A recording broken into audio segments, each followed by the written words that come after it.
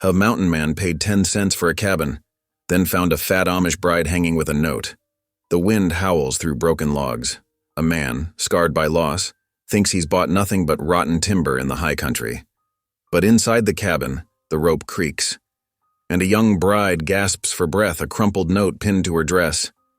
Unwanted. God forgive me, he saves her life. But in her satchel lies a secret that binds them tighter than either can bear. She isn't just a stranger. By law, she's already his wife. And, as the church bell tolls, the railroad men thunder in with iron fists and guns, claiming the cabin isn't his at all. Now the outcast bride holds the one thing that could save them, or destroy everything. Can the mountain man and the unwanted bride fight for a home, for dignity, and for love, before the frontier swallows them whole? Drop a comment below and share which part of the world you're tuning in from today. If you enjoy stories like this, don't forget to subscribe for more. The late afternoon sun cast long shadows across the courthouse steps as Kenneth Boone shifted his weight on the weathered fence rail. The hard wood pressed against his worn trousers, but he barely noticed the discomfort. His attention stayed fixed on the auctioneer, a round-bellied man whose voice carried across the dusty courthouse yard. Next up, folks, we got ourselves a right peculiar offering, the auctioneer announced, mopping his brow with a red handkerchief. One abandoned claim up in Miller's Pass. Previous owner left behind what's left of a log cabin. Ain't much to look at, truth be told. Kenneth's heart quickened. Miller's Pass. He knew that country well from his trapping days. High elevation, good water, and most importantly, far from anywhere else. His calloused fingers touched the few coins in his pocket. The crowd of townspeople shuffled their boots in the dirt, their disinterest plain as day. Ladies in their Sunday best whispered behind gloved hands, while men in pressed suits shook their heads at the mention of such a worthless property. Opening bid at 50 cents, the auctioneer called out. Who'll give me 50 cents for this fine piece of mountain real estate? Silence fell over the gathering. A few snickers rippled through the crowd. Surely someone sees the potential here. The auctioneer's voice took on a desperate edge. 30 cents? 20? Kenneth cleared his throat, drawing sideways glances from those nearest him. 10 cents, he said, his voice rough from disuse. The crowd turned to stare at him, taking in his threadbare coat and the weeks of beard on his hollow cheeks. Someone coughed, a sound that poorly disguised a laugh. 10 cents? The auctioneer blinked, then recovered his professional demeanor. We have 10 cents from the gentleman on the rail. 10 cents going once. Look at that mountain man, a woman's voice carried clearly. What's he want with a broken-down cabin? Probably the only company that'll have him, another answered, triggering more laughter. Kenneth kept his eyes forward, his expression unchanged. He'd grown used to such talk over the years since losing Sarah and little James to the pox. Folks didn't understand why a man might choose solitude over their so-called civilized company. Going twice, the auctioneer paused, searching the crowd hopefully, and sold to the gentleman for 10 cents. More jeers followed as Kenneth made his way through the crowd to pay his dime. He felt their stares on his back as he signed the deed with careful letters, his penmanship still neat despite years of disuse. The clerk's nose wrinkled at his proximity, but Kenneth pretended not to notice. The sun had moved westward by the time he mounted his mule, Martha. She was a steady creature, not much to look at, but reliable on mountain trails. Kenneth adjusted his pack and rifle, then guided Martha away from the courthouse and the tittering crowd. The road leading out of town was rutted from recent rains and heavy wagon traffic. Martha picked her way carefully around the worst spots, her long ears flicking at the sound of an approaching wagon train. Kenneth guided her to the side of the road, watching as the line of covered wagons creaked past.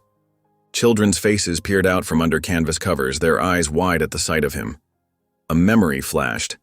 James, at that age, asking endless questions about tracking and hunting.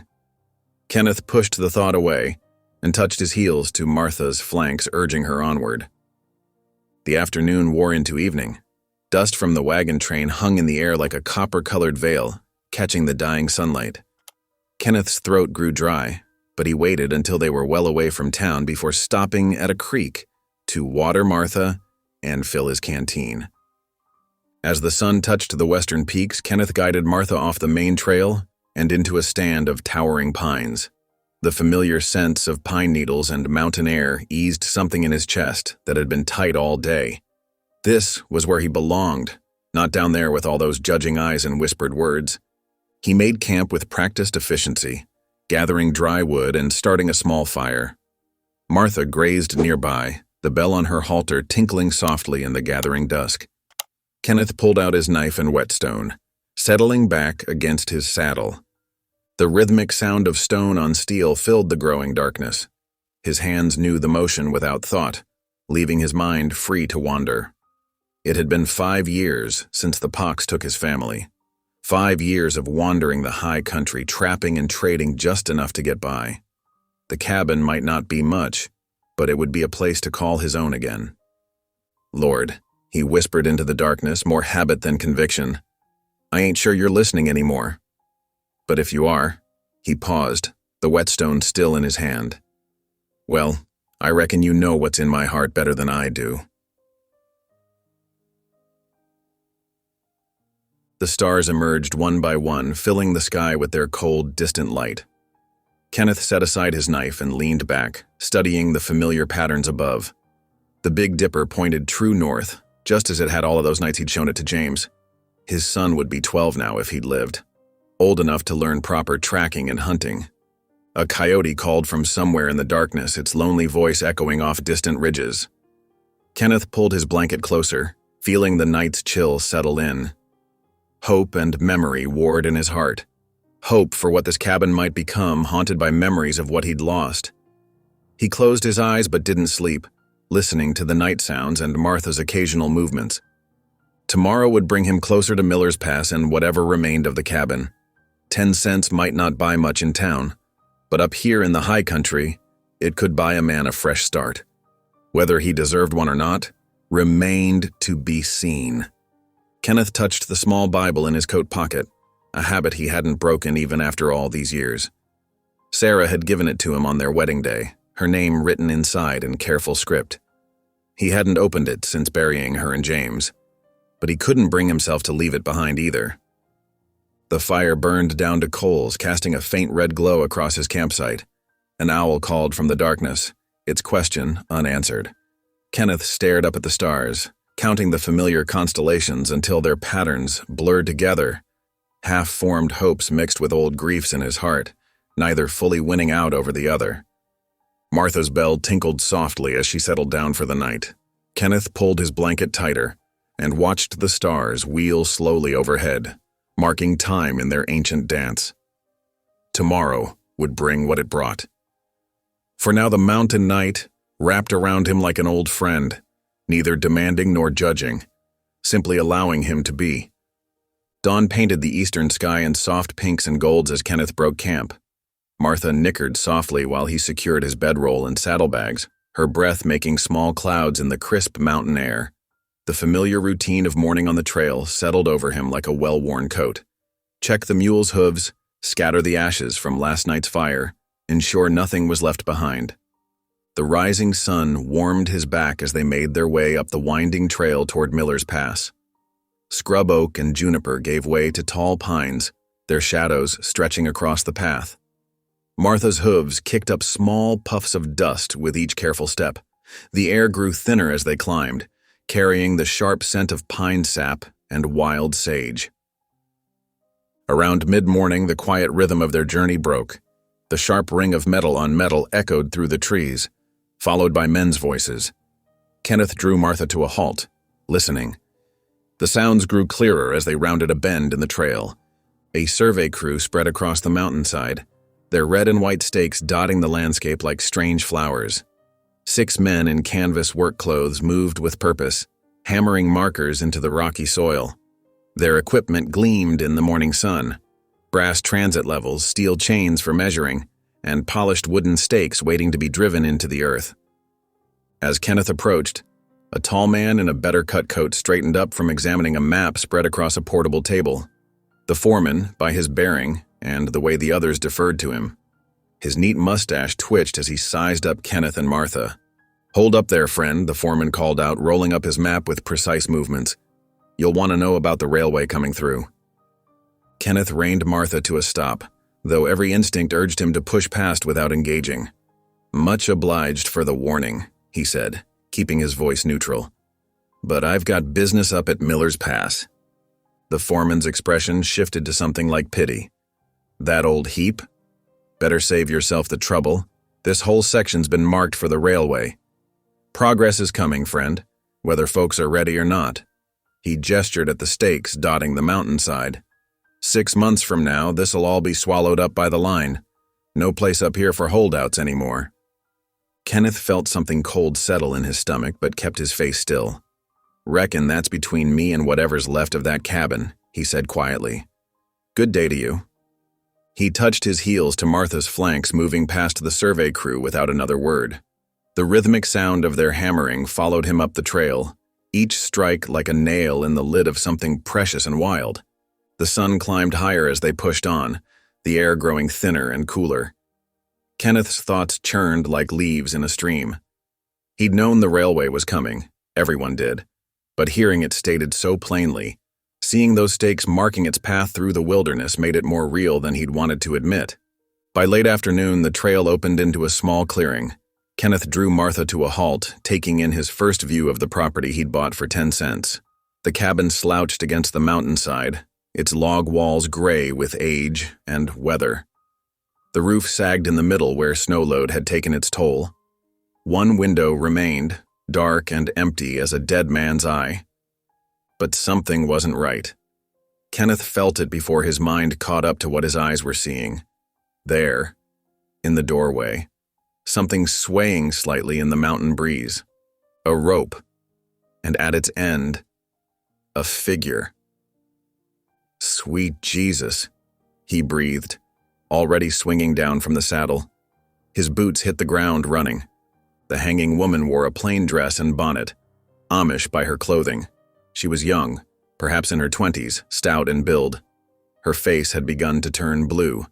Kenneth's knife was in his hand without conscious thought, and he reached up to saw through the rope where it crossed the doorway beam. The woman's weight dropped into his arms, nearly taking them both to the ground. He lowered her carefully onto the packed earth, fingers fumbling at her neck for a pulse. Her skin was warm. She couldn't have been hanging long. Kenneth had seen death enough to know sometimes there was still a chance if you acted fast enough. He tilted her head back, checked her airway, and began the rhythmic pressing on her chest he'd learned years ago from an army doctor. "Come on," he muttered, continuing the steady compressions. "Breathe." Seconds stretched like hours. Then suddenly she convulsed, a racking cough tearing from her throat. Kenneth quickly turned her onto her side as she gasped and retched, drawing in great gulping breaths between spasms. Her eyes fluttered open, confusion and fear warring in their depths. She tried to speak but could only manage another bout of coughing. Kenneth noticed something then, a piece of paper, crumpled and damp with sweat, that had been tucked into the collar of her dress. With gentle fingers, he retrieved the note and smoothed it open. The handwriting was neat but shaky, as if written in great distress. "Unwanted. God forgive me. I cannot go back." The woman's coughing had subsided to ragged breathing. She stared up at him, her eyes now showing a mix of shame and something like anger. Whether at him for interfering or at herself, he couldn't tell. Evening shadows were beginning to stretch across the clearing. The woman tried to sit up, but her arms shook too badly to support her weight. Kenneth steadied her with a careful hand on her shoulder. "Easy now," he said softly, the way he might speak to a spooked horse. "Take your time." She drew another shuddering breath. "Why?" Her voice was barely a whisper, rough from the rope's damage. "Why did you—" "Because life ain't ours to throw away," Kenneth answered, surprising himself with the conviction in his voice. "No matter how dark things seem." Tears welled in her eyes, spilling down cheeks still mottled from the rope's embrace. Her hands trembled like aspen leaves in a storm. Kenneth kept his steady grip on her shoulder, anchoring her to the present moment. to the simple fact of her continued breathing. The sun touched the western peaks, painting the clearing in long shadows and golden light. A cool breeze stirred the pines, carrying the first hints of evening chill. Martha stood where he'd left her, reins dragging, watching them with patient eyes. The woman's trembling slowly began to ease, though her breathing remained uneven. Kenneth could feel the tension in her shoulder beneath his hand, the way she held herself like something might shatter if she moved too quickly. He knew that feeling, had lived with it daily in those first months after losing Sarah and James. The feeling that the world might crack apart if you let yourself fully inhabit it again. The evening light faded around them as they sat in that strange tableau. The mountain man and the Amish woman he'd cut down from his doorway. The note's words heavy between them. Unwanted. God forgive me. I cannot go back. Kenneth kept his hand steady on her shoulder as the shadows lengthened, offering what anchor he could against the storm he could feel raging behind her careful stillness.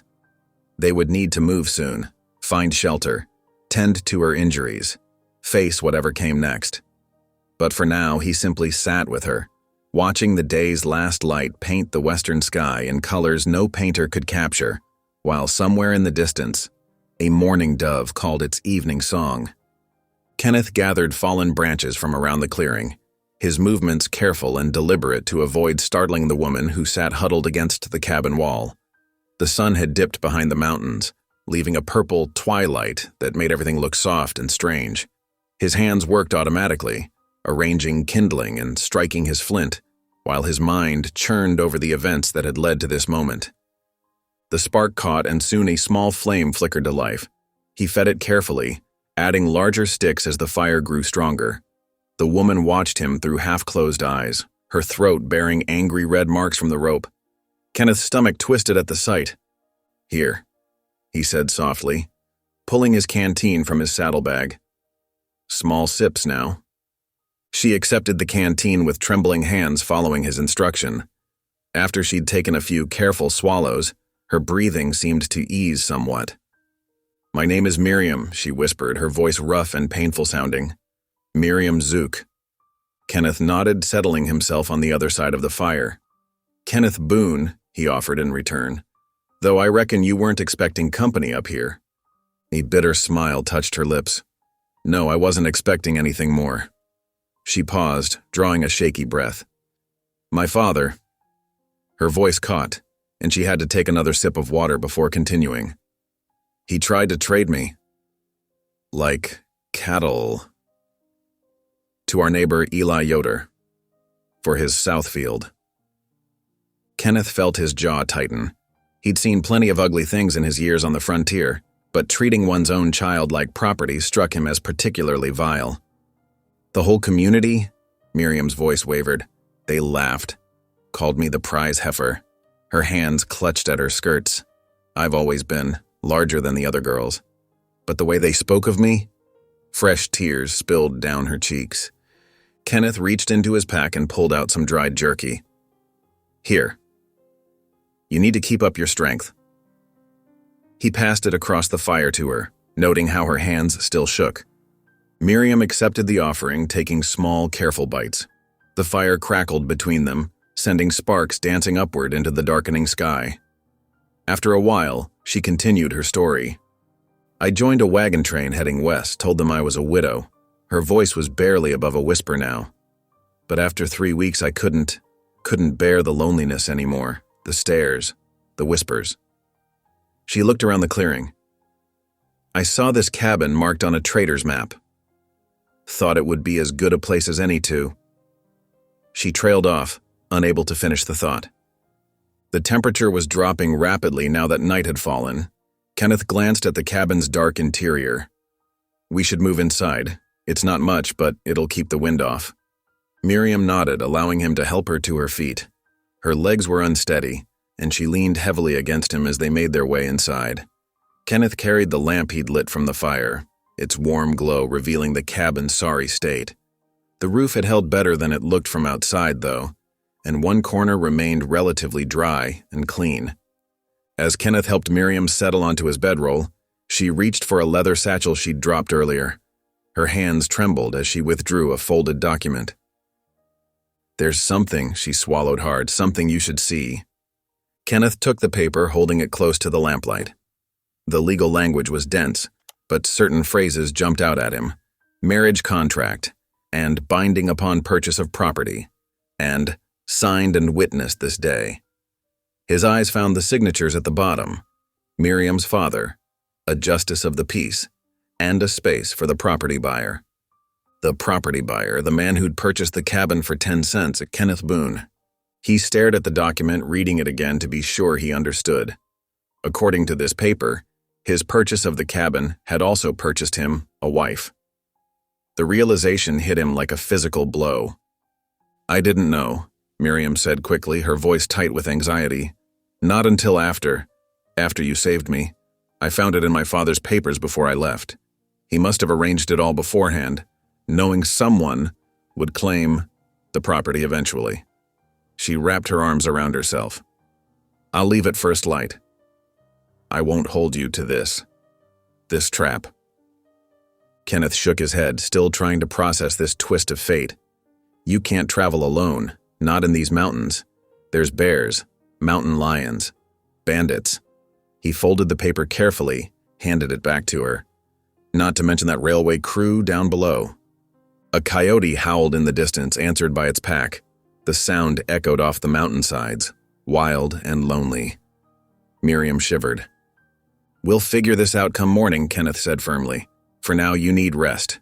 He moved to the opposite corner of the cabin, spreading his coat on the rough floorboards. I'll sleep over here. Miriam clutched her satchel to her chest, looking small despite her size. Thank you, she whispered. For everything. Kenneth nodded, settling onto his coat. The coyotes called again, their voices rising and falling in an ancient song. He listened to Miriam's breathing slowly even out as exhaustion claimed her, while his own mind raced with thoughts of this unexpected turn of events. The lamp burned low, casting dancing shadows on the cabin's walls. Outside, the night wind whispered through the pines, and somewhere in the darkness, the coyotes sang their wild chorus to the stars.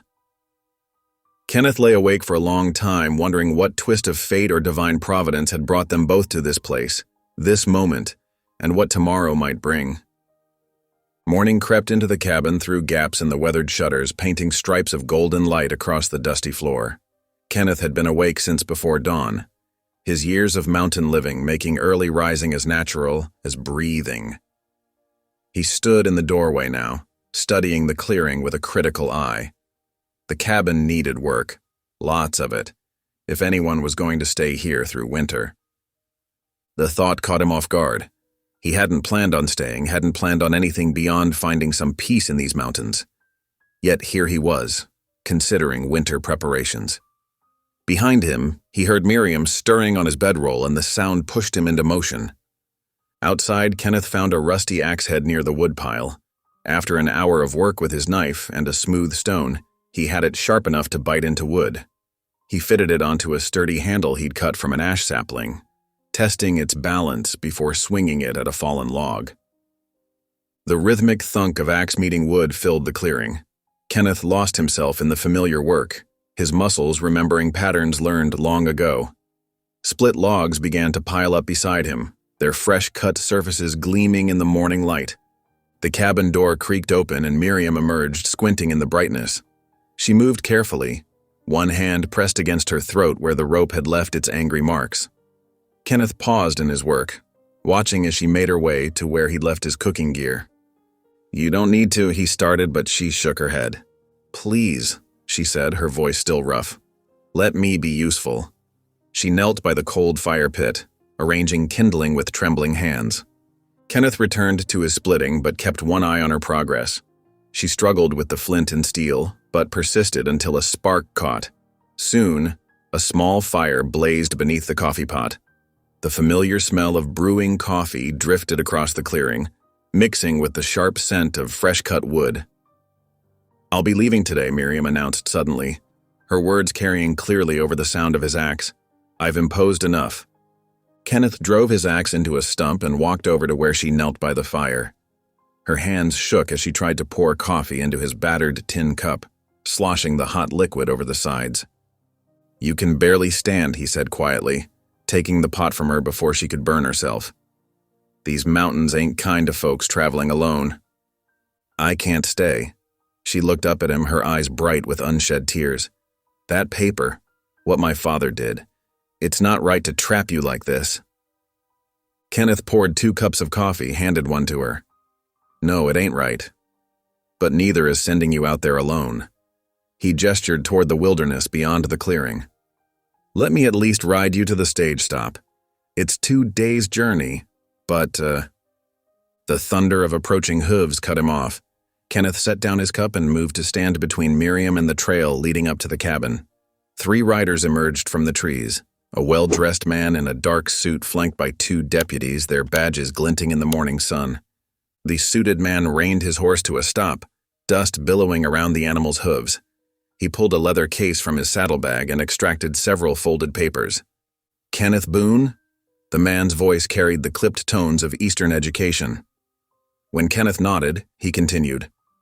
I'm Thomas Wheeler, agent for the Western Pacific Railroad Company. He shook out one of the papers, revealing a survey map marked with bold lines and official stamps. I'm here to inform you that this structure, he gestured at the cabin with evident distaste, sits on land designated for our new mountain route. Kenneth stood his ground. Bought this place fair and square at county auction yesterday morning. Wheeler's polite mask slipped, revealing something harder underneath. The county had no right to sell what wasn't theirs. This entire section was deeded to the railroad months ago. He produced another document. I have the papers right here. Seems to me, Kenneth said slowly, that if the railroad owned it, they should have spoke up at the auction. Wheeler's face flushed. The sale was unauthorized and therefore void. You have 24 hours to vacate the premises before we begin clearing the land. I paid for this place. Kenneth's voice remained steady, but his hand drifted toward the knife at his belt. Got papers of my own to prove it. The deputies tensed, hands moving to their gun belts. Wheeler's lips curved in a cold smile. 24 hours, Mr. Boone. After that, we'll remove you ourselves. He turned his horse, then paused. Oh, and do inform your companion that harboring fugitives from justice is a serious offense. Miriam gasped softly behind Kenneth. Wheeler's smile widened before he spurred his horse and rode away, the deputies following close behind. The clearing seemed too quiet after they'd gone. Kenneth turned to find Miriam standing, her face pale but determined. I have to leave, she said. They'll use me against you. If my father reported me missing, no. Kenneth's voice was firm. That agent was just trying to scare us off. Besides, he looked at the cabin, at the fresh-cut wood piled nearby. A man's got a right to defend what's his. Miriam wrung her hands, but the railroad, they're so powerful. They'll bring more men, maybe even soldiers. Maybe so. Kenneth picked up his axe again, but first I aim to fix that roof. The rest of the morning passed in steady work. Kenneth climbed onto the cabin's roof, replacing rotted boards and patching holes while Miriam moved below, sweeping decades of dust and debris from the cabin's single room. They worked mostly in silence, but it was a comfortable quiet, broken only by the tap of Kenneth's hammer and the swish of Miriam's broom. As afternoon shadows lengthened, savory smells began drifting up from where Miriam had hung a pot over the fire. She'd found dried beans and salt pork in Kenneth's saddlebags, supplemented with wild onions she'd discovered growing near the cabin's back wall. The combination made Kenneth's stomach growl. He couldn't remember the last time someone had cooked for him. He hammered the last shingle into place just as the sun touched the western peaks. Climbing down, he found Miriam stirring the pot of stew, her movements more sure now than they had been that morning. She'd tied back her hair with a faded ribbon, and color had returned to her cheeks. For the first time in years, smoke rose from the cabin's stone chimney, carrying the promise of a hot meal and shelter from the gathering evening. Kenneth paused, struck by how the scene stirred something in his chest, something he'd thought long buried with his family. Miriam looked up from her cooking, caught him watching. A blush colored her cheeks, but she didn't look away. Supper's nearly ready, she said softly, if you're staying to eat. Kenneth nodded, moving to wash up at the water barrel. Reckon I am. The stew was simple but filling, and they ate in companionable silence as dusk settled over the mountains. Through the gathering darkness, Kenneth could see Miriam stealing glances at him, her expression troubled. He knew she was thinking about Wheeler's threats, about her father's machinations, about all the complications that had brought them to this moment. He was thinking about them too, but he was also thinking about how the cabin already felt different with two people in it instead of one. How the lamplight seemed warmer somehow, and how the chill mountain air carried just a hint of hope on its evening breeze. The mountain air grew sharper as autumn crept into the high country. Morning frost traced delicate patterns on fallen leaves, and the aspens turned to gold against the dark evergreens. Kenneth and Miriam settled into a rhythm as natural as the changing seasons. Each dawn found Kenneth outside, axe in hand, while the sound of Miriam's quiet movements drifted through the cabin's newly repaired walls. The steady thunk of his blade against spruce trunks echoed through the clearing, mixing with bird song and the rustling of wind through yellowing leaves. One crisp morning, Kenneth paused in his work, wiping sweat from his brow despite the cool air. The pile of cut logs beside the cabin had grown impressive, enough to see them through the coming winter, if they stayed. If. The word caught in his mind like a splinter. He hadn't planned on staying, hadn't planned on having anyone to stay with. The cabin door creaked open, and Miriam emerged carrying his tin coffee cup. Steam rose from it in the morning air as she carefully picked her way across the clearing. She'd tied her apron more securely around her stout frame, and her steps were steady now, nothing like the trembling woman he'd found hanging from his doorway just weeks ago. "Much obliged," he said, accepting the cup. The coffee was hot and strong, the way he liked it. She'd learned his preferences without him having to say a word. "The quilt's coming along," she said, gesturing back toward the cabin. "Found some good pieces in that trunk you brought up from town." Kenneth nodded. He'd traded 2 deer hides for the trunk of cloth scraps, watching how Miriam's eyes had lit up at the sight of the colorful fabrics. Now she spent her evenings piecing them together by lamplight, her needle flashing silver in the dim light. Their days fell into a pattern. Kenneth worked outside, cutting wood, mending fences, hunting when meat ran low. Miriam kept the cabin, her quiet industry transforming the once bare room into something that almost felt like home. She hung dried herbs from the rafters, laid fresh swept rushes on the floor, and worked steadily on her quilt. In the evenings, they sat by the fire. Kenneth carved wooden spoons and bowls, the shavings curling away from his knife like pale ribbons. Miriam read from her worn Bible, her voice soft but clear in the firelit quiet. Sometimes Kenneth found himself listening despite himself, hearing comfort in the ancient words he'd turned away from after burying his family. Word spread through the scattered homesteads and mining camps about the odd pair up in the high country. Travelers on the road would slow their wagons, craning their necks to catch a glimpse of the fat Amish bride and her wild-looking mountain man. Their whispers carried on the wind. "Poor thing trapped up here with that rough fellow. Heard her own pa sold her off with the cabin deed. Well, who else would take her, size she is?" Miriam never seemed to hear them, but Kenneth noticed how she would straighten her spine, lift her chin just a little higher when anyone passed. Her quiet dignity made something twist in his chest, pride maybe, or admiration. One Sunday morning, as autumn's chill deepened toward winter, Kenneth cleared his throat over breakfast. "Thought we might go to services," he said, not meeting Miriam's startled gaze. "Town church ain't far. Could be there by 10 if we start soon."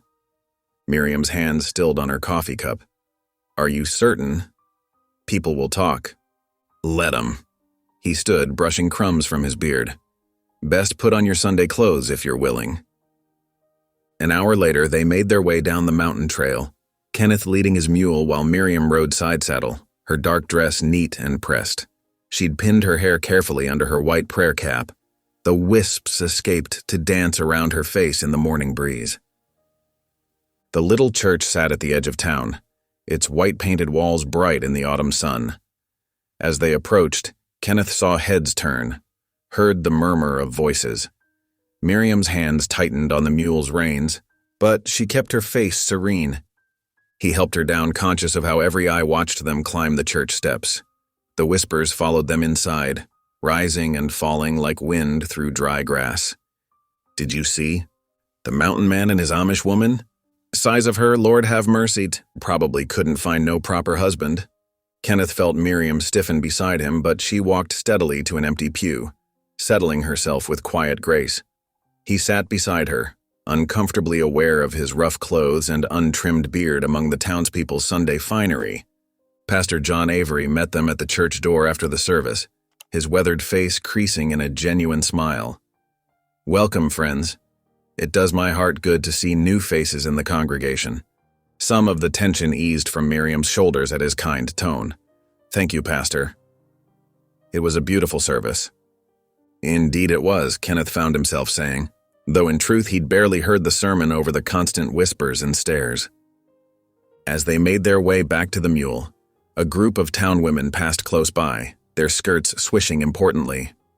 "Shameful," one muttered just loud enough to hear.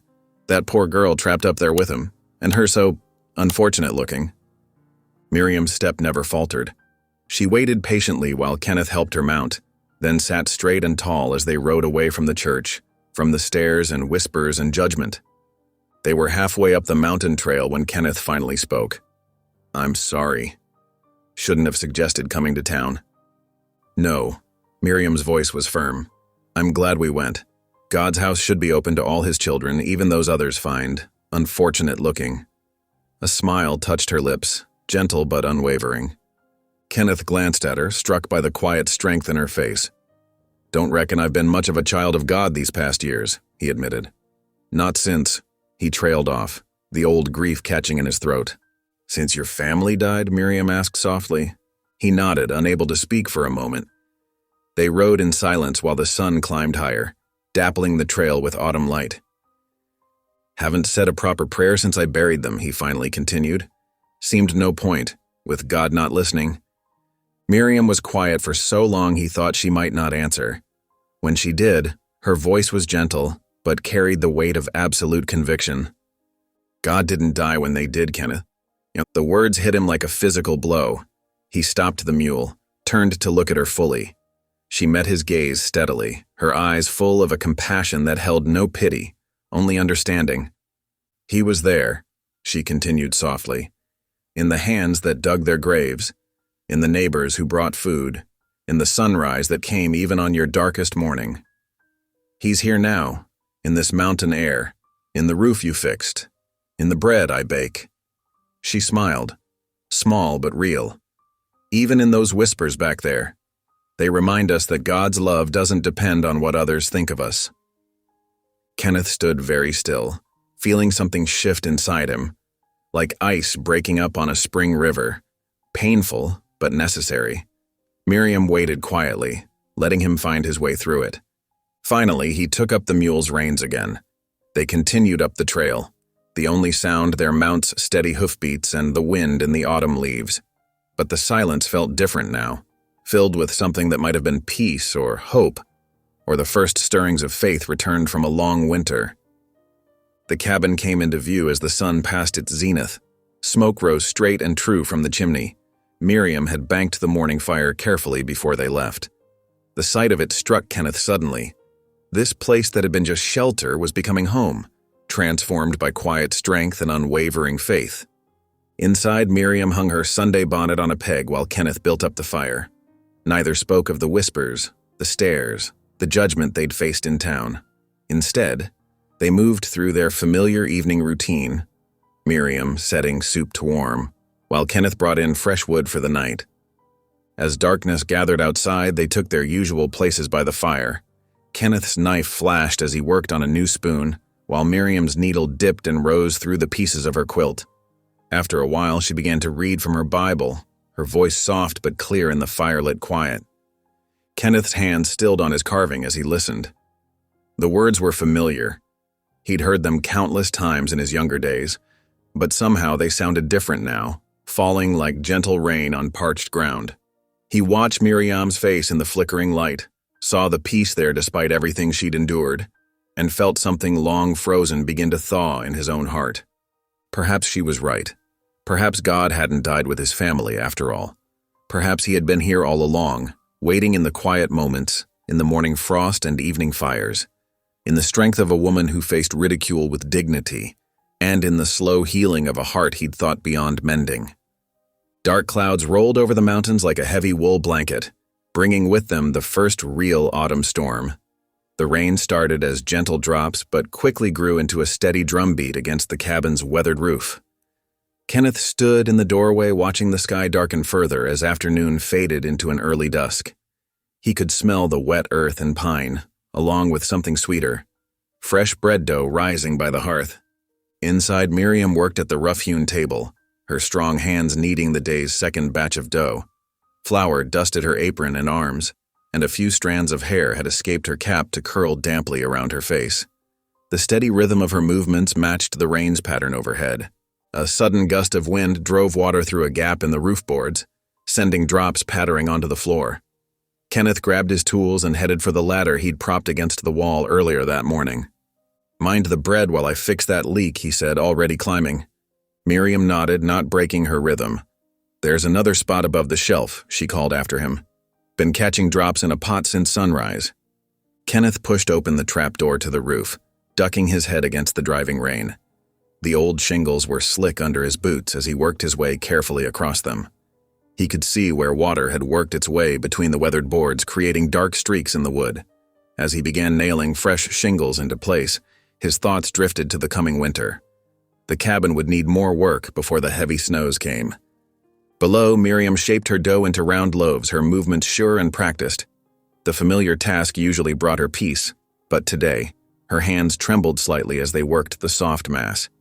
She'd been carrying a weight to these past weeks, one that grew heavier with each passing day. The folded paper in her apron pocket seemed to burn against her hip, demanding attention. Kenneth's boots thumped overhead as he moved to patch another leak. The sound steadied her somewhat. In the weeks since he'd cut her down from that rope, he'd shown nothing but quiet kindness. Still, her heart fluttered with anxiety. What she had to tell him could change everything. The rain drummed harder as Kenneth finished the repairs and made his way back down the ladder, shaking water from his hair like a dog. Miriam handed him a rough towel without comment, then turned to slide the bread into the oven. The familiar domestic moment felt suddenly fragile. "Kenneth," she said softly, still facing the oven, "there's something I need to tell you." He paused in drying his face, watching her carefully. "What is it?" Miriam's hands twisted in her apron as she turned to face him. "Before I left Pennsylvania, my father," she swallowed hard, "he filed a land deed in my name." Kenneth's brow furrowed. "A deed? For what land?" With trembling fingers, Miriam withdrew the folded paper from her pocket. She'd carried it with her all the way from home, through her darkest moments, to this rain-washed afternoon. For this land, the cabin, the spring, all of it. Kenneth took the document with careful hands, unfolding it slowly. His eyes moved across the formal writing, taking in the official stamps and signatures. The paper was crisp despite its journey, protected by Miriam's careful handling. "Your father filed this before you left?" he asked, his voice carefully neutral. Miriam nodded, her throat tight. "He meant to control my future, I think, to make sure I couldn't." She trailed off, remembering the suffocating weight of her father's plans for her life. "But it means the land is mine. Legally mine." Kenneth was very still, the paper hanging loose in his hands. "Then my dime at auction bought nothing but these walls," he said quietly. "I'm sorry," Miriam whispered, her voice catching. "I should have told you sooner, but I was afraid." The words stuck in her throat. Afraid he'd send her away. Afraid he'd be angry. Afraid of losing this fragile piece they'd built between them. The silence stretched between them, broken only by the steady drum of rain and the crackle of the hearth fire. Kenneth studied the deed for a long moment more, then carefully refolded it. When he finally looked up, his eyes were clear and steady. "Then the land's safer in your hands than mine," he said simply. Miriam stared at him, hardly daring to breathe. "Well, what?" "The railroad men," Kenneth explained, handing the deed back to her. "They think they're dealing with just a mountain man who paid a dime for a broken-down cabin. But you," a slight smile touched his beard, "you've got proper papers." "Legal claim. Makes things harder for them." Relief washed through Miriam so strongly her knees nearly buckled. She clutched the paper to her chest, blinking back tears. "You're not angry?" Kenneth's face softened. "No, Miriam. Not angry." He gestured to the cabin around them. "You've made this place more of a home in a few weeks than I could have in years. Maybe it's right that it's yours by law as well as labor." The bread in the oven filled the cabin with its warm, yeasty smell. Outside, the rain continued its steady fall, but the tension that had filled the room began to ease. Miriam tucked the deed carefully back into her pocket and wiped her eyes with her apron. "I should check the bread," she said, her voice steadier now. Kenneth nodded, moving to add wood to the fire. They settled into their evening routine, Miriam tending to the baking while Kenneth dried his tools and set them in order. The familiar dance of their movements around the cabin's small space felt different now, somehow both more certain and more delicate. As night drew in, they took their usual places by the hearth. Miriam served fresh bread with the last of the morning's coffee, the warm loaf filling the air with comfort. Kenneth carved quietly at a piece of wood, his knife making soft, scratching sounds in the peaceful quiet. "What will you do?" he asked finally, not looking up from his work. "With the land being yours?" Miriam considered the question carefully, her hands folded in her lap. "Stay," she said at last. If that's agreeable to you." Kenneth's knife paused in its motion. "It's your choice now," he reminded her gently. "Yes." Miriam's voice grew stronger. "And I choose to stay, to make something of this place." She looked around the cabin, at the patches of new roof showing between the beams, the rising bread dough covered by her grandmother's cloth, the quilt she'd been mending draped over a chair. Something good. Outside, the rain began to slacken, its heavy drumbeat softening to a gentle patter. Through gaps in the clouds, a cold moon peeked through, casting silver light through the cabin's small window. The light caught the gleam of Kenneth's knife, the shine of Miriam's needle, the soft glow of contentment on both their faces. They sat in comfortable silence as the fire burned low, each lost in their own thoughts but somehow more connected than before. The revelation of the deed hung between them not as a barrier, but as a bridge. One more truth shared, one more step toward whatever they were slowly becoming. The moon climbed higher, its light growing stronger as the clouds continued to part. Inside the cabin, the bread cooled on its shelf, the fire settled to coals, and two people who had started as strangers found themselves sharing something that felt remarkably like peace. The autumn days grew shorter as Kenneth and Miriam fell into an easy rhythm at the homestead. Each morning brought new tasks, but they faced them together with growing comfort in each other's presence. The sound of Kenneth's axe rang through the crisp air as he split logs for winter, his steady strikes marking time like a heartbeat for their small piece of land. Miriam had cleared a patch of earth near the cabin's south wall, her strong hands working the soil until it was ready for planting. She knelt in the freshly turned earth, carefully placing carrot seeds in neat rows. The work was familiar, reminding her of gardens back home, but here it felt different. Here, she was planting for herself, for their future. Kenneth paused in his wood splitting to watch her. She had tied her apron up around her waist, the morning sun catching in her bonnet as she worked. There was something graceful about the way she moved, something sure and steady that made his chest tighten with an unfamiliar warmth. "The soil looks good," he called over, leaning on his axe handle. "Should grow fine carrots." Miriam looked up, shielding her eyes. "I hope so, and beans too, if the Lord's willing." She patted the earth gently around another seed. "We'll need the stores for winter."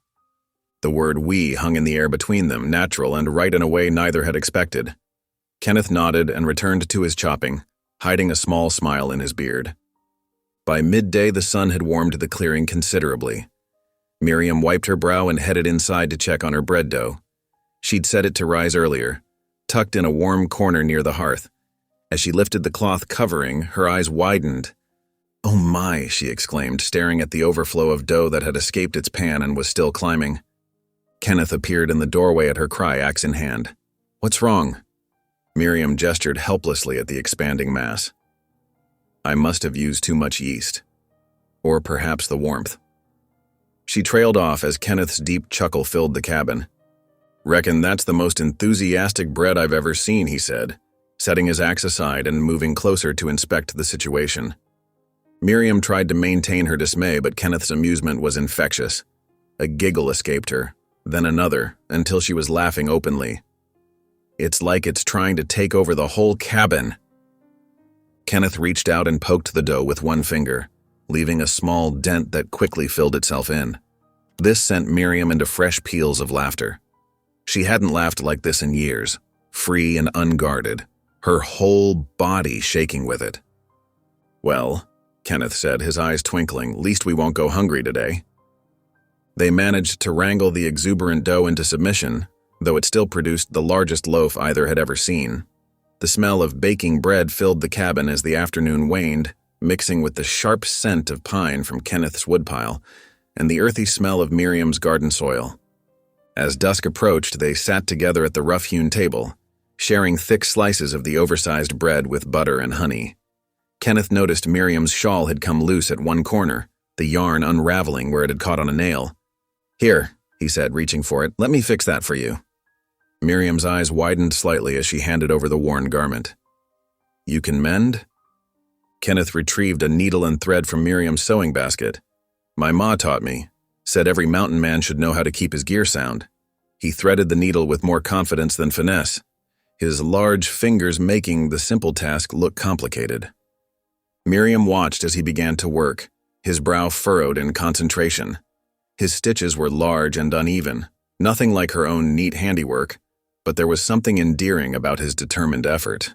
When the thread tangled for the third time, Kenneth's frustrated grunt set Miriam giggling again. She tried to stifle it behind her hand, but soon tears were rolling down her cheeks. "Not all of us have such delicate fingers," Kenneth grumbled, but his eyes were warm with shared amusement. As their laughter faded, a comfortable quiet settled over them. The fire popped and crackled in the hearth, casting dancing shadows on the walls. Miriam's face grew thoughtful, her fingers absently tracing patterns on the wooden table. "Back home," she said softly, "the men would laugh too. But not like this." She paused, gathering courage. "They would point and whisper about the fat Amish girl. Say no man would want such a wife unless he was desperate for land." Kenneth's hand stilled on her shawl. "Those men were fools," he said, his voice low and fierce. "My father said I should be grateful for any offer," Miriam continued, the words spilling out like water from a broken dam. "That I was lucky anyone would have me, being so big." "Miriam." Kenneth set down the shawl and reached across the table, his calloused hand covering hers. "Strength is nothing to mock. You've got strong hands for working, strong arms for carrying, strong legs for standing your ground. Any fool can be thin, but it takes something special to be strong." Miriam stared at their joined hands, her vision blurring with tears. But these were different tears than the ones of laughter earlier. These were for years of hurt finally being washed away by simple, honest words. The fire had burned low, needing feeding, but neither moved to tend it. They sat close together, the dying flames painting Miriam's face in soft gold and shadow. Kenneth found himself studying her features, the gentle curve of her cheek, the steady clarity of her eyes, the way the firelight caught in her lashes. When they finally bid each other goodnight, retiring to their separate sleeping areas, Kenneth lay awake for a long time. Usually, in these quiet hours, his mind would drift to memories of his lost family, his wife's smile, his children's laughter, the weight of their absence. But tonight, different images filled his thoughts. He thought of Miriam's hands in the garden soil, sure and capable, the sound of her laughter echoing in the cabin's rafters, the way she'd looked at him across the table, trust and something more in her eyes. For the first time since losing his family, Kenneth fell asleep with hope in his heart instead of grief. In his dreams, he walked through summer meadows, Miriam beside him. Her hand was warm in his, her presence solid and real. There were no ghosts here, no shadows of what was lost, only sunshine and wildflowers, and Miriam's smile brighter than both. When dawn came, Kenneth woke with the memory of warmth still lingering. He lay quietly for a moment, listening to the soft sounds of Miriam starting her day, the scrape of the fireplace poker, the quiet humming of a hymn, the familiar creak of floorboards under her steady feet. Something had shifted between them, as subtle and significant as the changing of seasons. Like the seeds Miriam had planted, it was a beginning full of promise, reaching toward the light. The morning sun painted long shadows across the yard as Kenneth helped Miriam onto his mule. Her plain dress stretched tight across the saddle, but she settled herself with practiced grace, arranging her skirts modestly. Kenneth took the reins, walking beside them on the rutted road toward town. "Been meaning to get supplies," he said, his boots crunching on scattered pine needles. "Cabin needs more nails for that loose siding, and we ought to get extra seed for next season." Miriam nodded, her bonnet bobbing. "I was hoping to look at fabric. My everyday dress is wearing thin." She smoothed her skirt self-consciously. "If we can spare the money, that is." "Reckon we can." Kenneth's voice was gentle. "Trapped some fine pelts last week, should fetch a fair price." The journey took most of the morning. As they approached town, wagons and riders grew more frequent on the road. Kenneth noticed how Miriam's shoulders tensed at each passing group, though she kept her chin high. He walked a little closer to the mule, his presence steady and protective. The general store's bell jangled as they entered. While Kenneth sorted through bins of nails, Miriam drifted toward the fabric display. Her fingers traced the edges of cotton bolts, lingering over a sturdy brown material suitable for work dresses. The shopkeeper's wife watched with narrowed eyes but said nothing. "That's good cloth you're looking at." Miriam turned to find a woman in her 30s standing nearby. She recognized her as Sarah Klein, whose husband had died in a cattle stampede the previous spring. "It seems strong," Miriam replied softly. "It is." The widow's smile was kind. "I made my own dress from it last month." She stepped closer, lowering her voice. "I've seen you at church. Takes courage to walk in there with your head high, way some folks talk. But you do it anyway. That's worth something." Color rose in Miriam's cheeks. "Thank you," she whispered. "Sarah Klein," the widow introduced herself properly. "If you ever need help with sewing or anything else, my place is just past the creek crossing." Before Miriam could respond, Kenneth appeared with his purchases. "Got everything we need," he said, then noticed Sarah. "Ma'am?" "Mister." Boone Sarah nodded to them both. "You've got a good woman here. Make sure you treat her right." Kenneth's expression softened as he looked at Miriam. "Yes, ma'am. I aim to." They left the store with nails, seeds, and 3 yards of the brown fabric. The afternoon sun had warmed the street considerably, and Kenneth suggested they get supper at the cafe before heading home. Miriam hesitated but agreed. The cafe was half full, mostly with ranchers and traders finishing their day's business. Conversations dimmed as Kenneth and Miriam entered. They found a small table near the back, Kenneth pulling out Miriam's chair with careful courtesy.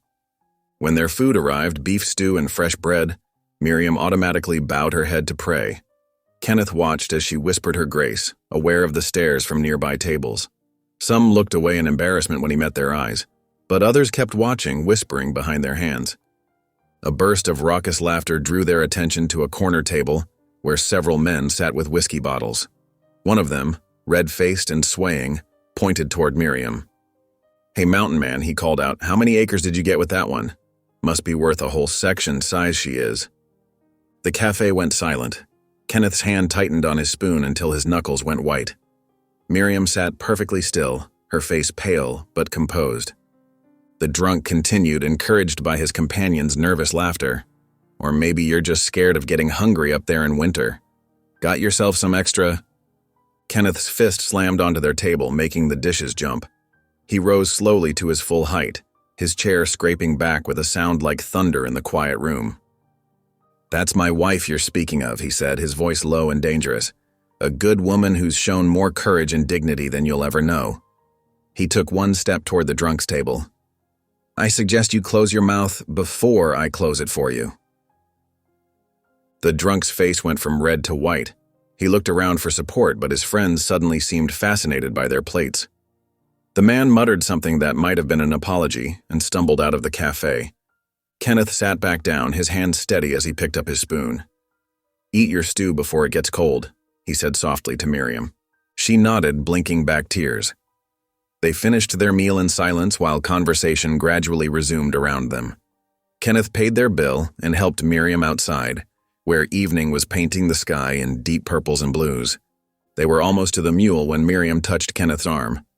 "Thank you," she said quietly. For what you said in there. For defending me. Kenneth turned to face her, his expression serious in the fading light. I only spoke the truth, Miriam. Nothing more. Something shifted in her eyes then, a deepening of trust that made Kenneth's heart beat faster. He helped her onto the mule and they started home, riding beneath emerging stars. Neither spoke much, but the silence between them was comfortable, filled with new understanding. The moon rose as they traveled, casting silver light across the trail. Kenneth glanced occasionally at Miriam, noting how she sat straighter in the saddle now, as if some burden had been lifted from her shoulders. Her quiet strength moved him in ways he couldn't quite name. Coyotes called in the distance, their voices echoing off the mountains. A cool breeze carried the scent of pine and sage. Kenneth walked close beside the mule, his arm sometimes brushing against Miriam's skirts.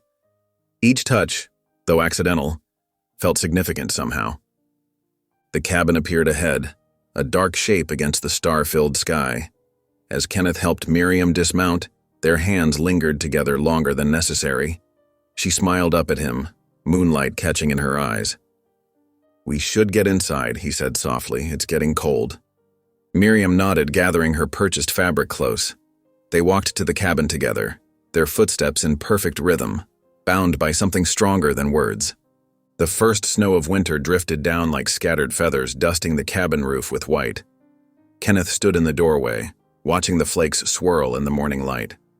Behind him, Miriam stirred a pot of porridge hanging over the hearth fire, the wooden spoon making soft circles against the iron. Storm's coming, he said, his breath visible in the cold air. Best get more wood split before it hits proper. Miriam nodded, ladling the hot porridge into 2 tin bowls. I'll help after breakfast. These hands aren't just for cooking.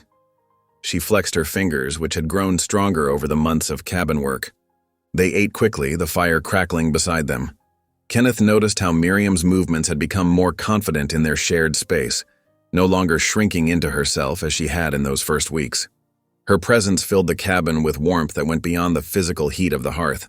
Outside, the snow fell harder as they worked.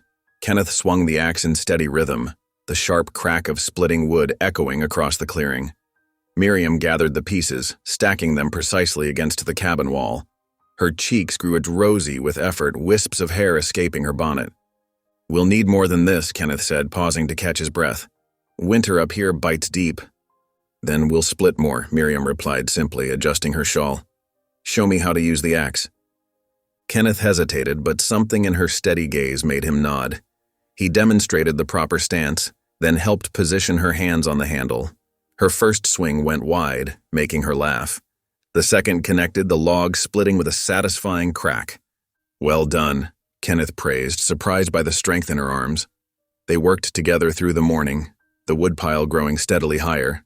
By afternoon, dark clouds rolled in from the west.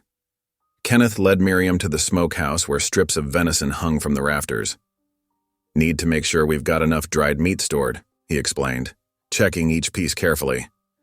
My mother taught me about storing food for winter, Miriam said, running her fingers along a strip of meat. Though we never had venison. Just beef and pork. She paused, remembering. She'd sing hymns while she worked in the cellar. Said it made the time pass sweeter. Kenneth watched her face in the dim light, seeing both sadness and fondness in her expression. You miss them? Your family? Parts of them, she answered softly, the good parts, but not the shame they tried to make me carry. They moved on to the root cellar where Miriam had carefully stored carrots, potatoes, and turnips in beds of sand. Kenneth marveled at her organization, each vegetable placed just so to prevent rotting. Their hands brushed as they checked the stores, sending unexpected warmth through both of them despite the cellar's chill. Evening came early, as it did now in the shortening days. They sat by the fire, Miriam mending a shirt while Kenneth cleaned his rifle. The lamp cast dancing shadows on the walls, and the wind whistled through the chinks they had yet to plug with mud and straw. Miriam's voice broke the comfortable silence. Would you mind if I pray aloud? She asked, setting aside her sewing. Kenneth lowered his rifle. Reckon not, he said softly. Been a while since I heard proper praying in this cabin. Miriam closed her eyes, her hands folded in her lap. Dear Lord, she began, her voice trembling slightly. Thank you for this shelter, for food to store, for work to do." She paused, then continued more quietly. "And, Lord, if it be your will, send me a husband who won't turn away from me in shame, one who'll see me as you do, with loving eyes." Kenneth's heart thundered in his chest. The firelight played across Miriam's face, showing tracks of tears on her cheeks. Without thinking, he spoke. Maybe he already did. Miriam's eyes flew open, meeting his across the hearth. "Maybe," Kenneth continued, his voice rough with emotion, "he gave us to each other. Both broken in different ways, both needing mending." The silence between them vibrated with unspoken words. Miriam's hands twisted in her skirts, and Kenneth found himself holding his breath, waiting. But neither could find more words that night. They retired to their separate sleeping areas, Miriam on the rope bed, Kenneth on his pallet near the fire, both lying awake long into the night, hearts pounding with possibility. Days passed, filled with winter preparations and shy glances. One clear morning, Kenneth picked up his hunting bag. "Rabbits are fat this time of year," he said. "Good eating before the snow gets deep." "Could I come?" Miriam asked suddenly. I used to hunt small game sometimes back home, when Father wasn't watching." Kenneth's eyebrows rose in surprise, but he nodded. "Get your shawl. It's cold out there." They walked together through the frosted woods, their boots crunching on fallen leaves. Kenneth showed her how to spot rabbit signs, droppings, stripped bark, little paths through the undergrowth. Miriam proved an attentive student, her eyes sharp.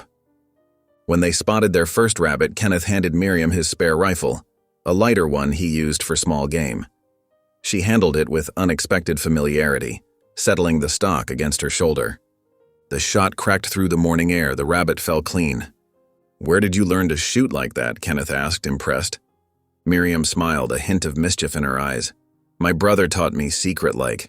Said everyone should know how to feed themselves, man or woman." Her smile faded slightly. "Father would have been furious if he'd known." "Your father was wrong about a lot of things," Kenneth said quietly.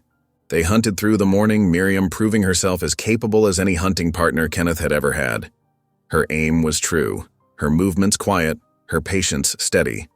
By noon, they had 4 rabbits between them. Walking home, they found themselves laughing together, sharing the weight of the game bag between them.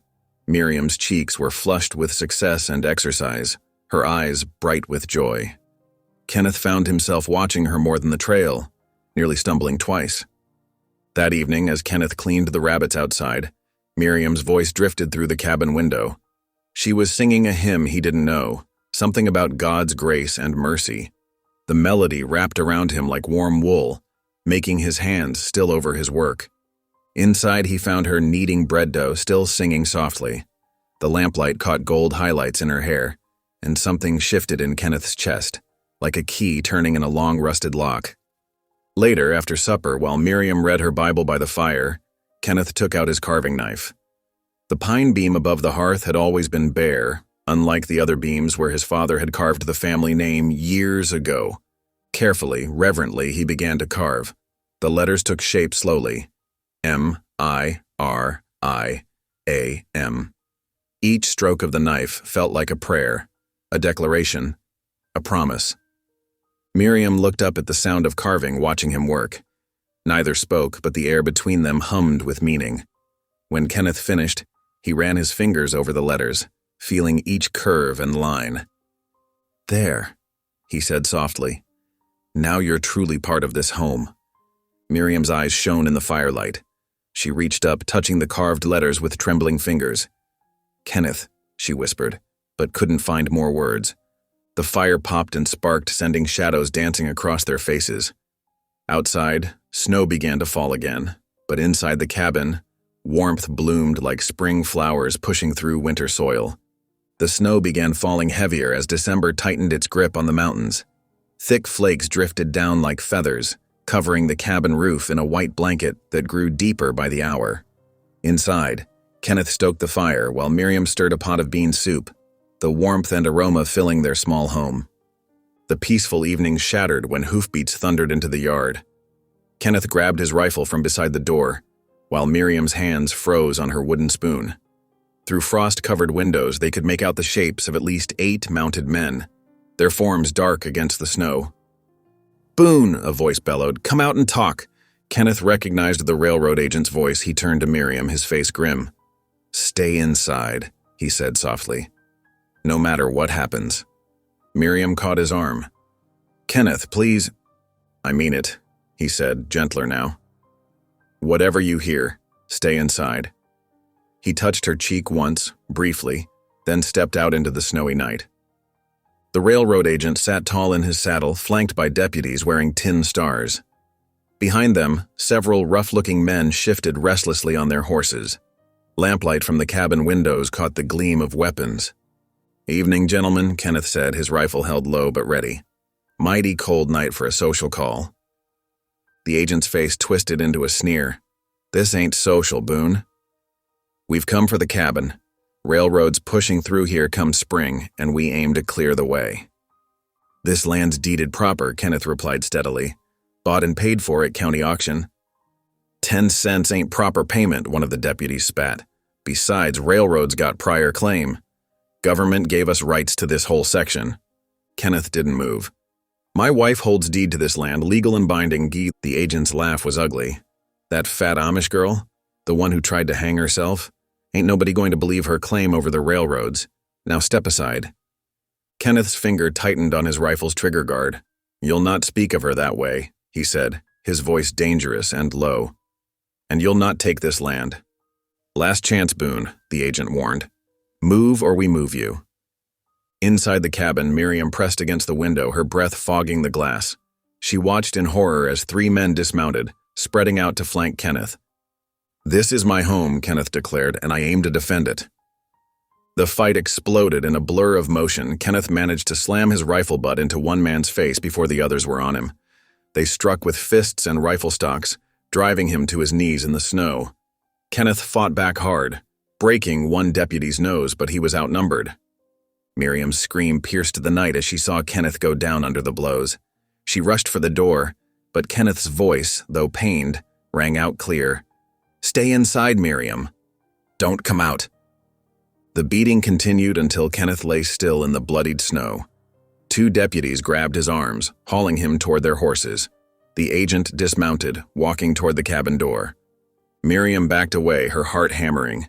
She grabbed Kenneth's spare rifle from beside the hearth, but her hands shook too badly to load it. Instead, she snatched the deed from its shelf and tucked it deep inside her Bible, hiding both beneath a loose floorboard. The agent pounded on the door. "Come morning, woman, this cabin better be empty. Railroads taking possession, legal-like." Through the window, Miriam watched them bind Kenneth's hands and throw him across a horse like a sack of grain. Snow swirled around the men as they mounted up, Kenneth's blood marking their path as they rode away. The night pressed in, terrible and vast. Miriam stood frozen until the last hoofbeat faded, then burst into action. She grabbed her heaviest shawl and Kenneth's spare coat, stuffing bread and dried meat into the pockets. Her hands trembled as she banked the fire, knowing she had to follow them to town. The walk was long and brutal. Wind cut through her clothes and the snow had drifted knee-deep in places. Miriam trudged on, her tears freezing on her cheeks, prayer after prayer rising like steam in the frigid air. "Lord, please," she whispered over and over, "don't let me be alone again." Not again. Lights from the town finally appeared through the swirling snow. Miriam's legs shook with exhaustion as she made her way down the main street. She saw neighbors peek through their windows, then quickly draw their curtains. No one met her eyes. No one offered help. The jailhouse squatted at the end of the street, its windows glowing yellow in the night. Through the glass, Miriam could see Kenneth slumped on a cot in one of the cells, his face bloody. The sight drove her forward, but a deputy blocked the door. "No visitors," he said flatly, "especially not for him." "He needs medical attention," Miriam pleaded. "At least let me tend his wounds." The deputy's face hardened.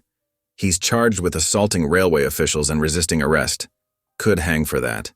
He paused, his lip curling. "Best go on home, woman."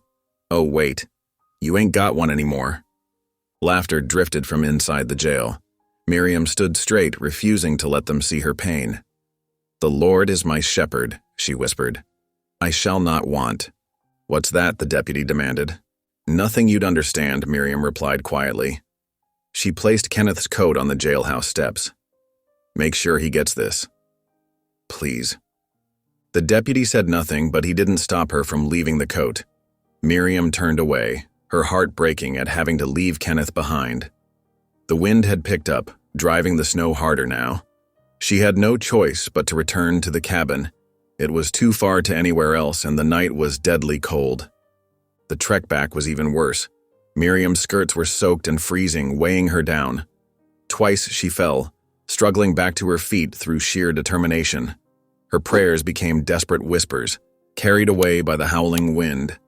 When she finally reached the cabin, it was dark and cold as a tomb. No smoke rose from the chimney, no lamplight welcomed her home.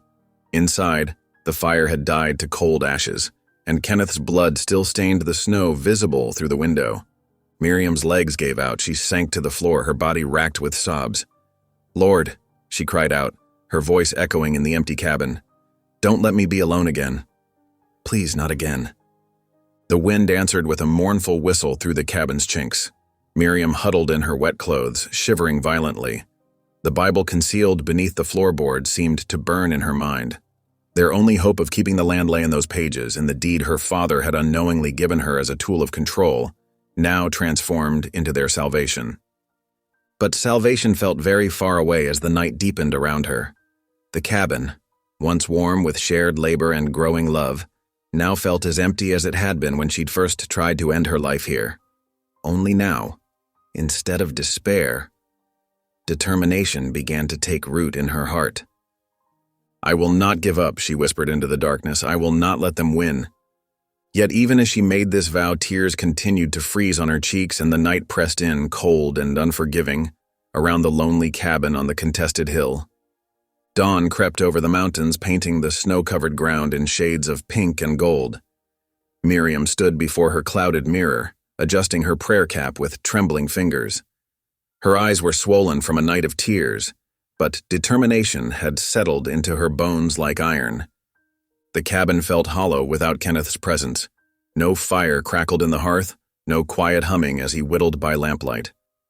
Miriam touched the empty chair where he usually sat, then squared her shoulders. She would not let grief paralyze her again. The walk to town seemed longer than ever. Her boots crunched through fresh snow, and her thick skirts grew heavy with dampness. As she approached the first buildings, Miriam heard the church bell tolling for morning prayers. Children playing in the street stopped their games to stare. A boy no more than 10 pointed at her, whispering loudly to his friends, "Look at how fat she is," like a stuffed flour sack. Laughter rippled through the group. Miriam kept walking, chin high, though each giggle cut like a knife. She remembered Kenneth's words. "Strength is nothing to mock." The memory gave her courage to keep moving.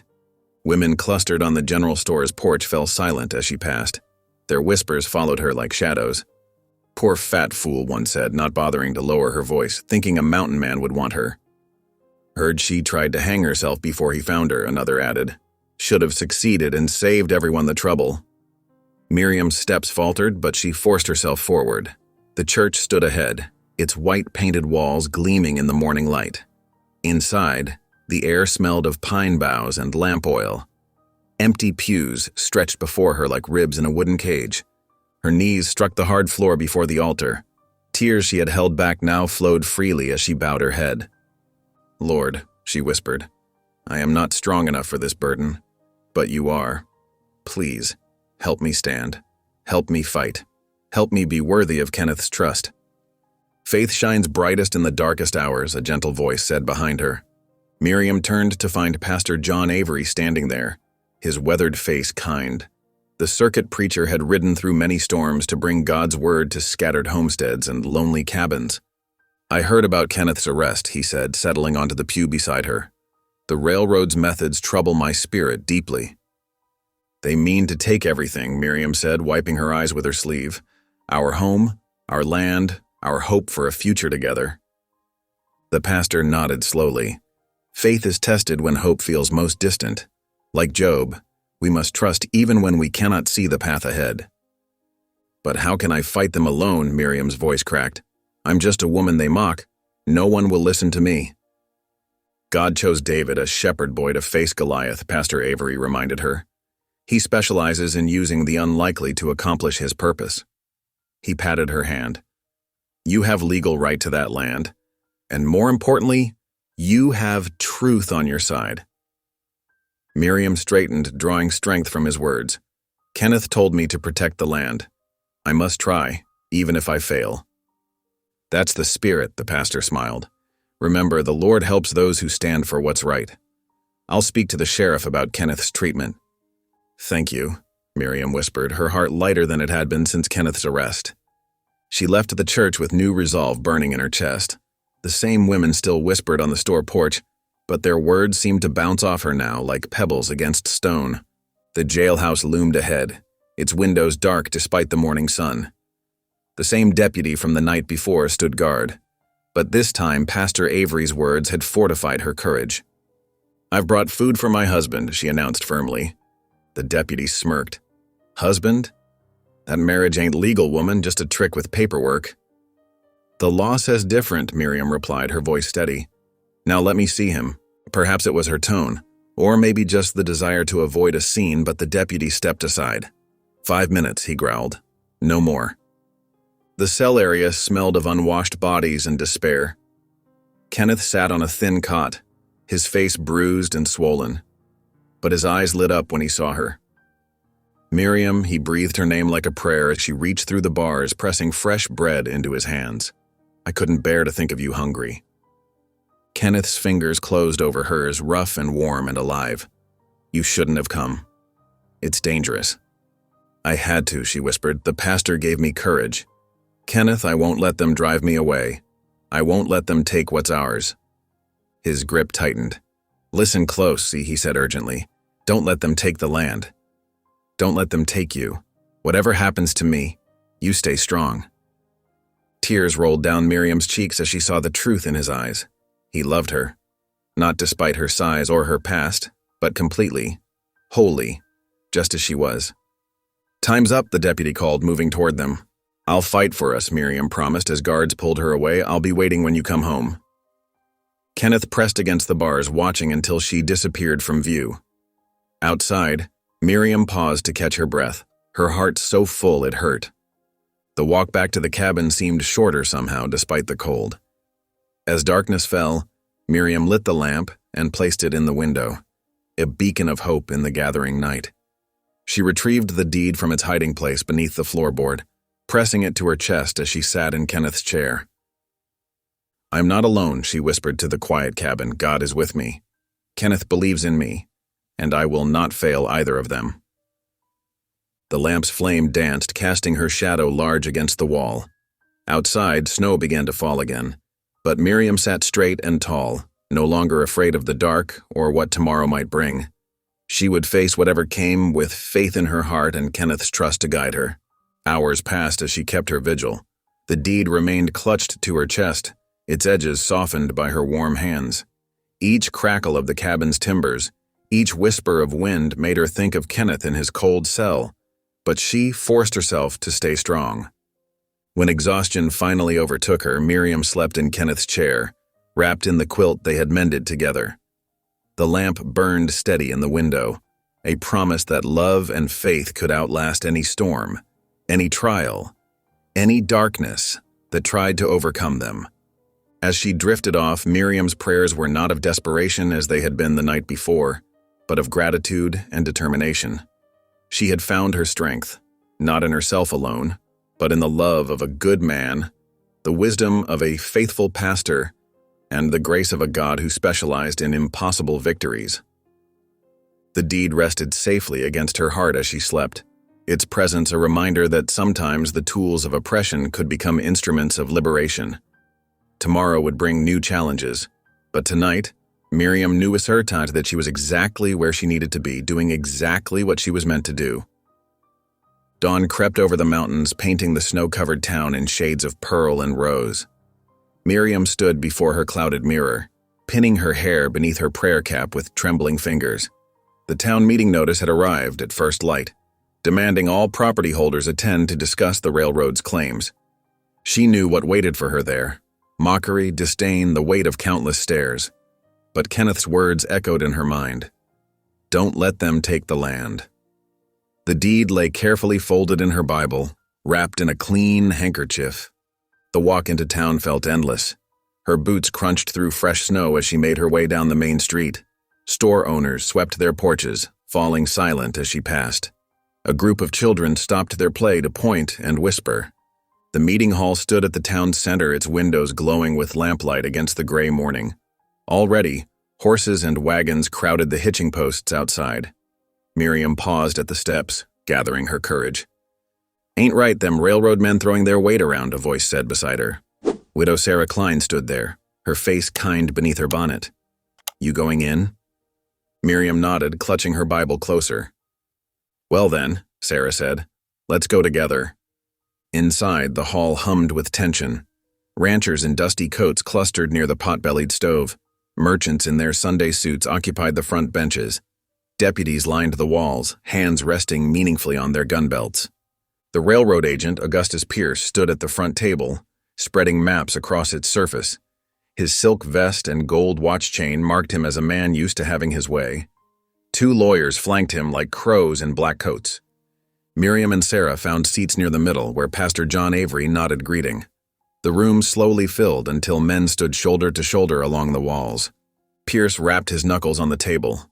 "This meeting will come to order," he announced, his voice carrying authority earned in Eastern boardrooms. The Denver and Rio Grande Railroad claims right-of-way through parcels listed in these documents. All current residents are hereby notified to vacate within 30 days. Murmurs rippled through the crowd. Pierce continued, "Fair compensation will be offered for legitimate claims, though most holdings in question were abandoned or obtained through questionable means." His gaze settled on Miriam, his lip curling slightly. Some properties were purchased for mere pennies at auction, clearly without proper authority. "That auction was legal," someone called out. "County approved?" Pierce waved the protest away. "The railroad's claim supersedes local arrangements. Progress cannot be impeded by squatters and speculators." Miriam's heart pounded. The deed felt heavy in her Bible, like a stone weighing her down. She thought of Kenneth in his jail cell, of their home with smoke rising from its chimney, of the life they were building together. "Now then," Pierce said, "those holding deeds to affected properties will surrender them for review. Compensation will be determined based on dash." "No." The word escaped Miriam's lips before she could stop it. Heads turned, Pierce's eyes narrowed. "I beg your pardon?" Miriam rose slowly to her feet, her knees trembling beneath her heavy skirts. "I said no." "Young woman," Pierce said, his tone dripping with condescension, "this is a legal proceeding. Please be seated." But Miriam felt strength flowing into her like spring water rising from deep wells. She opened her Bible and withdrew the deed, carefully unfolding it.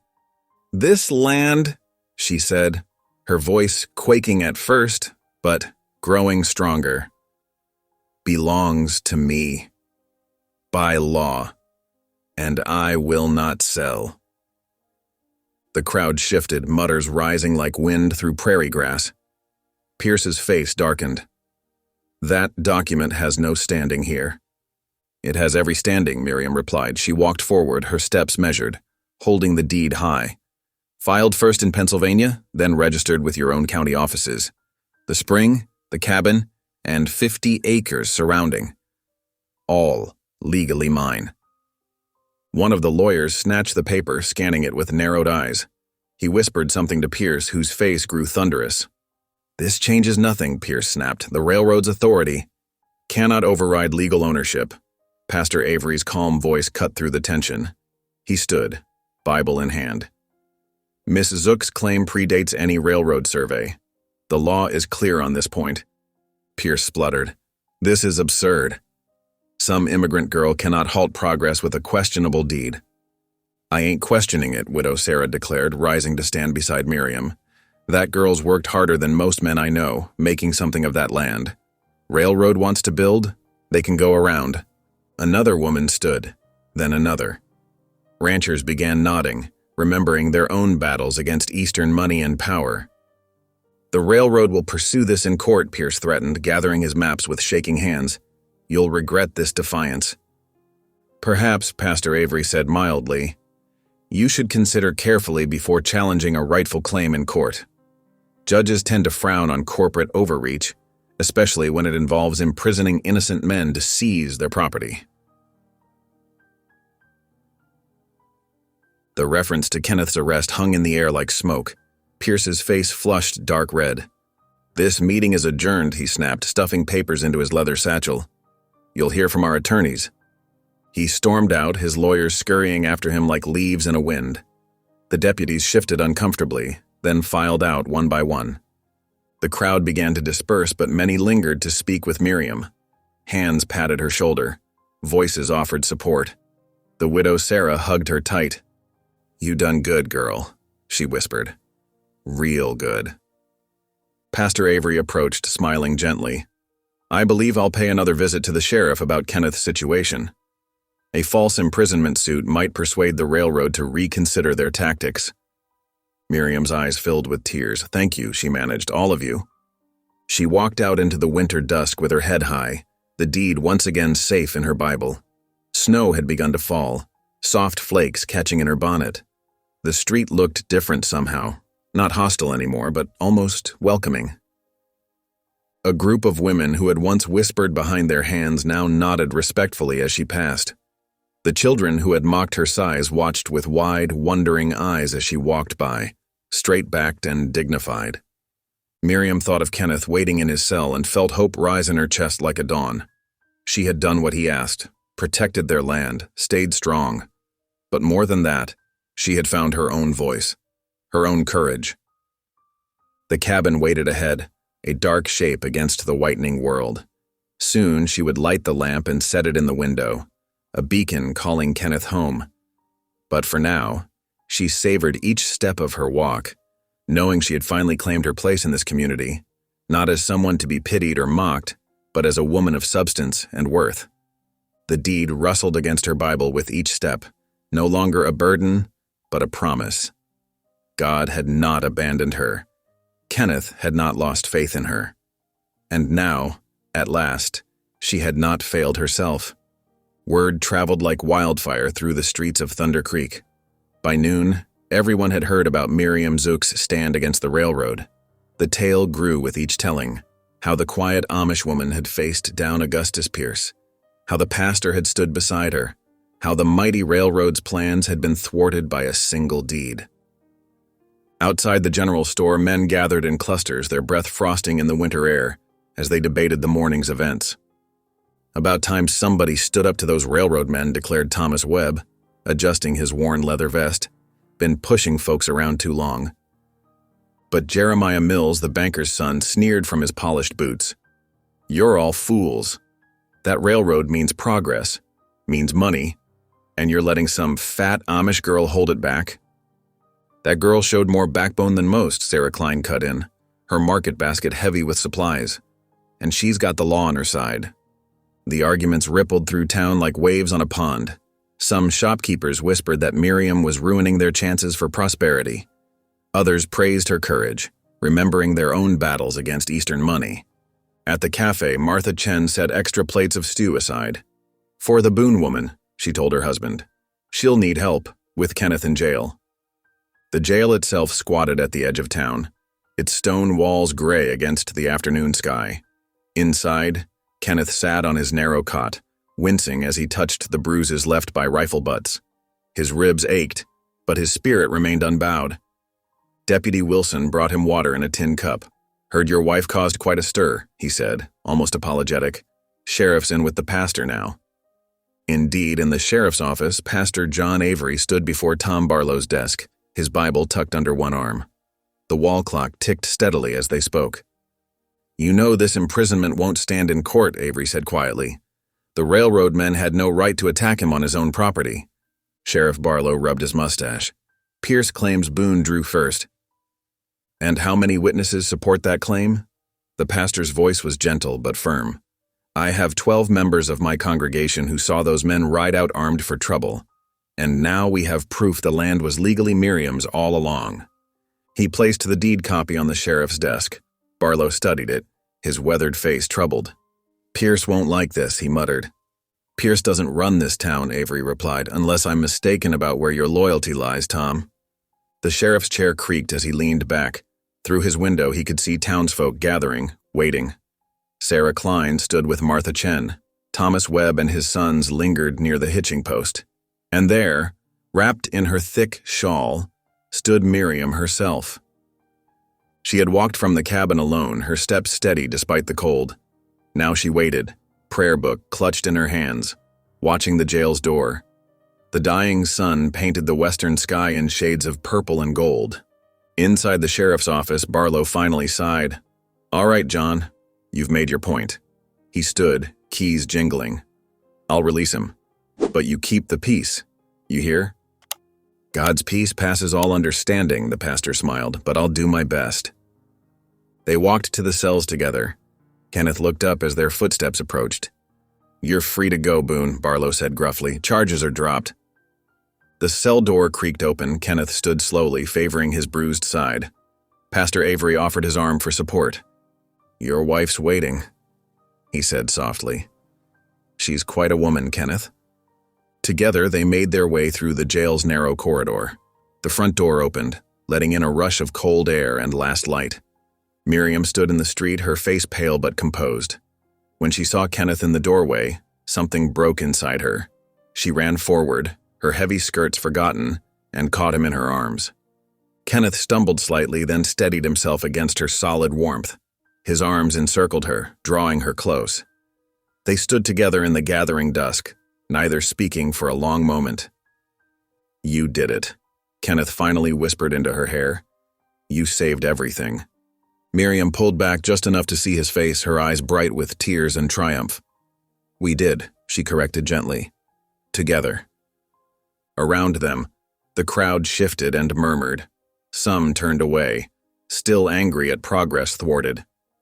But others smiled, touched by the simple power of their reunion. Sarah Klein stepped forward, pressing a basket into Miriam's hands.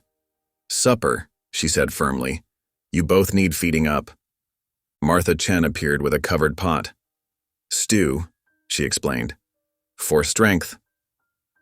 More townspeople came forward. Thomas Webb with a sack of grain, the cooper's wife with fresh bread, even the blacksmith's boy with a bundle of kindling. Small gifts, but each one a declaration of support. Kenneth watched in wonder as Miriam thanked each person, her dignity unmarred by tears.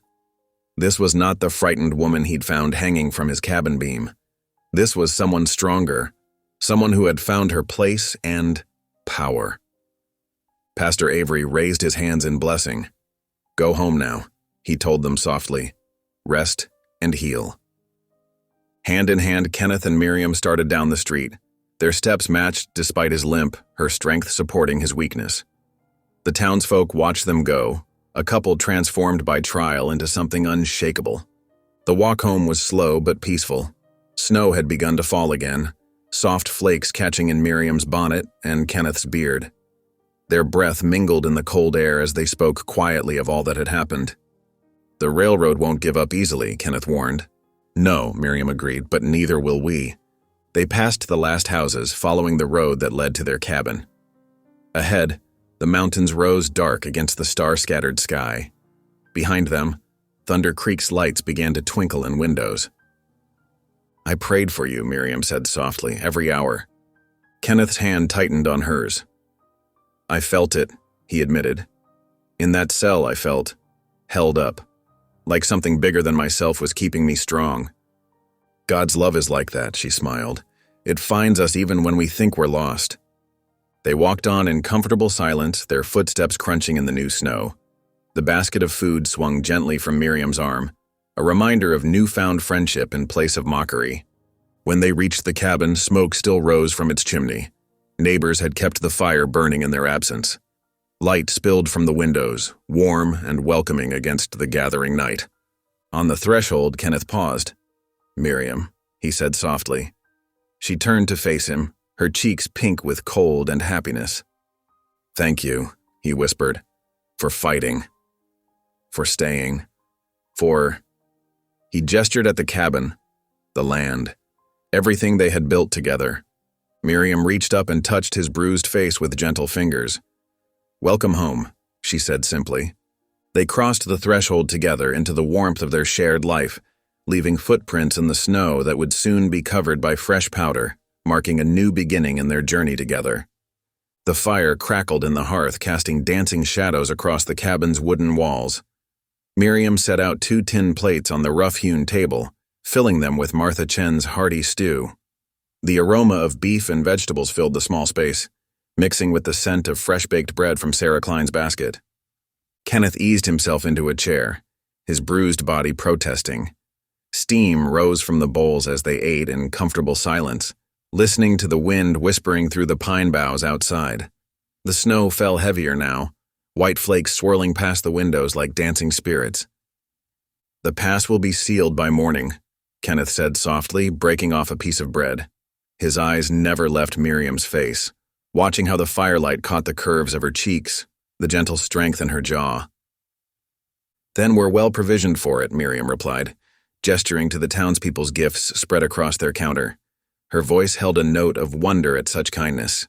When the bowls were empty, Kenneth rose slowly from his chair. Pain flickered across his face, but determination burned brighter in his eyes. He crossed to where Miriam sat and lowered himself carefully to one knee beside her. Her breath caught as he took her work-roughened hand in his. The firelight painted them both in warm gold as he searched for words that had been growing in his heart. "The law made us husband and wife," Kenneth said, his voice rough with emotion. "That paper bound us together when we were strangers."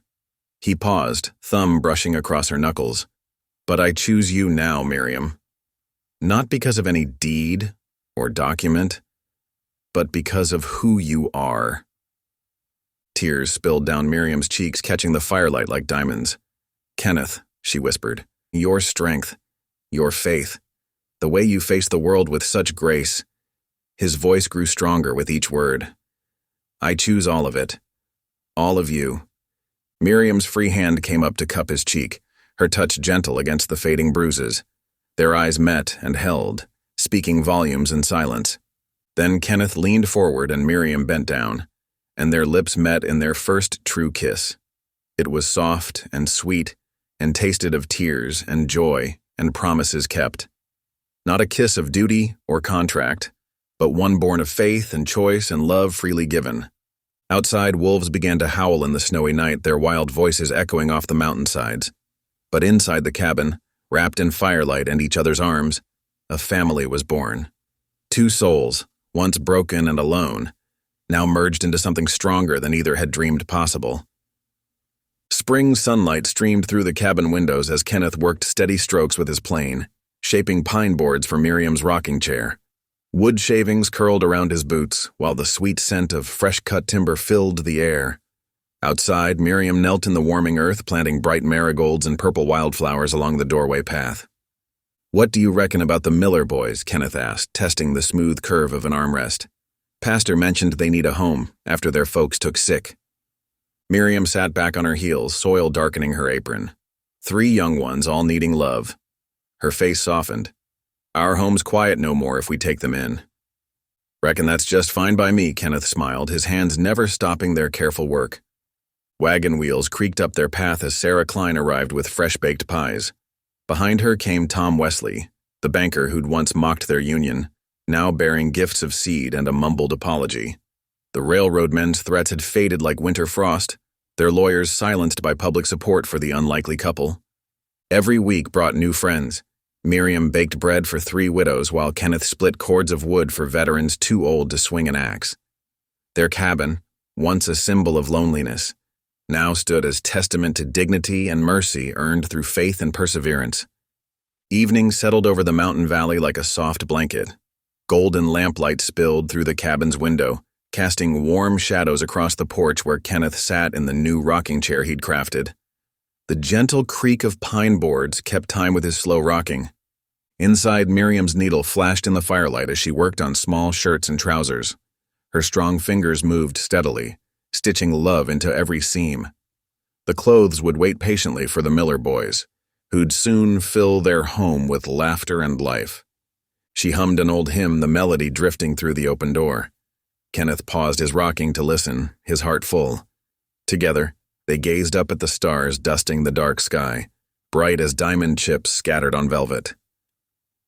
This place, Kenneth whispered, his voice rough with emotion, was worth more than 10 cents. It was worth everything. Miriam's hand found his in the darkness. God turns small things into miracles, she replied softly.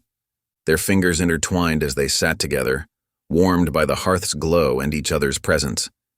Outside, the frontier stretched wild and harsh, but within these walls, faith and love shone like beacons in the night, a testament to second chances and God's endless mercy.